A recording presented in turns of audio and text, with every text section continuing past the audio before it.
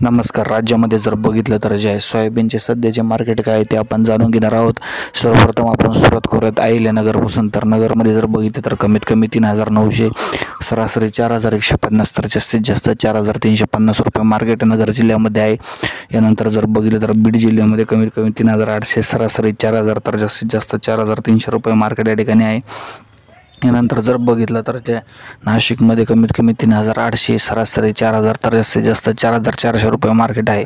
यानंतर जर बघितलं तर छत्रपती संभाजीनगरमध्ये कमीत कमी 3,900, सरासरी 4,100, तर जास्तीत जास्त 4,300 रुपये मार्केट आहे.